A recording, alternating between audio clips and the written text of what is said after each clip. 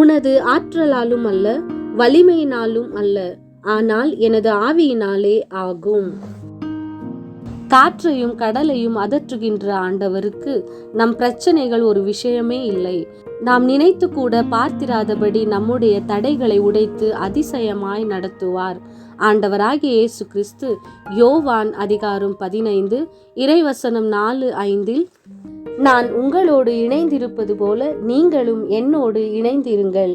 கொடி திராட்சை செடியோடு இணைந்து இருந்தாலன்றி தானாக கனி தர இயலாது.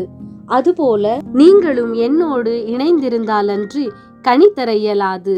நானே திராட்சை செடி, நீங்கள் அதன் கொடிகள். ஒருவர் என்னுடனும் நான் அவருடனும் இணைந்திருந்தால் அவர் மிகுந்த கனி தருவார். என்னை விட்டு பிரிந்து உங்களால் எதுவும் செய்ய இயலாது என்று சொல்லியிருக்கின்றார்.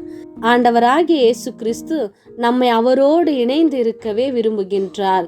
என்னை விட்டு உங்களால் எதுவுமே செய்ய இயலாது என்று சொன்ன ஆண்டவராகிய இயேசு கிறிஸ்து நாம் மிகுந்த கனி கொடுக்கின்ற பிள்ளைகளாகவும் ஆவின் கனிகளை வெளிப்படுத்துகின்ற பிள்ளைகளாக இந்த பூமியில் வாழவே விரும்புகின்றார். அவரின்றி அணுவும் அசையாது. ஆதலால் நாம் மனம் வந்த போக்கில் நடவாமல் ஆண்டவரின் ஆவியானவரின் துணை வேண்டுவோம். ஆவியானவர் இயேசு கிறிஸ்துவின் வார்த்தைகளை நமக்கு நினைவூட்டி வார்த்தையின்படி நடத்தும் போது நம்மால் முடியாது, இனி ஒரு நன்மை நமக்கு நடக்காது என்று நினைத்த காரியங்களை எல்லாம் ஆண்டவரின் ஆவியானவர் முறியடித்து நாம் வெட்கப்பட்ட இடத்தில் நம்மை உயர்த்தி வாழ வைப்பார். ஆமேன்.